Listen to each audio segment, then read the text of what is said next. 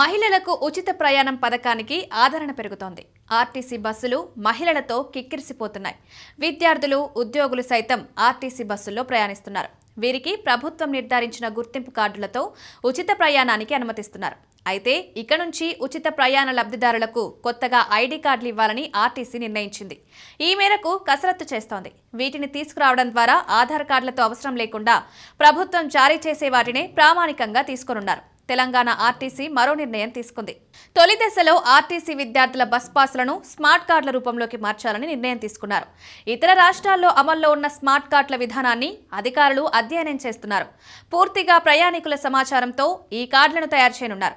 విద్యార్థుల తర్వాత మహాలక్ష్మి పథకం కింద ఉచితంగా ప్రయాణిస్తున్న మహిళలకు ఈ స్మార్ట్ కార్డులను జారీ చేసేందుకు విద్యార్థుల తర్వాత మహాలక్ష్మి పథకం కింద ఉచితంగా ప్రయాణిస్తున్న మహిళలకు ఈ స్మార్ట్ కార్డులను జారీ చేసేందుకు సిద్ధమవుతోంది. రాష్ట్రంలో విద్యార్థుల బస్ పాస్ల సంఖ్య 5 లక్షలకు పైగా ఉంది.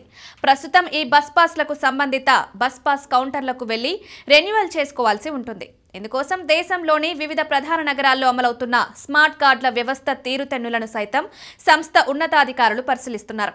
ఈ విధానాన్ని జంట నగరాల్లో ప్రవేశపెడితే ఎదురయ్యే సవాళ్లను వారు అంచనా వేస్తున్నారు. స్మార్ట్ కార్డ్ విధానం అందుబాటులోకి వస్తే ఆధార్, ఇతర చిరునామా ధృవీకరణ కార్డుల అవసరం ప్రయాణికులకు ఉండదు. వీటిని డిజిటల్ పద్ధతి ద్వారా రెన్యువల్ చేసుకునే అవకాశం ఉంది. మొబైల్ రీఛార్జ్ చేసుకున్నంత సులువుగా స్మార్ట్ కార్డ్ బస్ పాస్ ను రెన్యువల్ చేసుకునే అవకాశం ఉందని ఆర్టీసీ అధికారులు చెబుతున్నారు.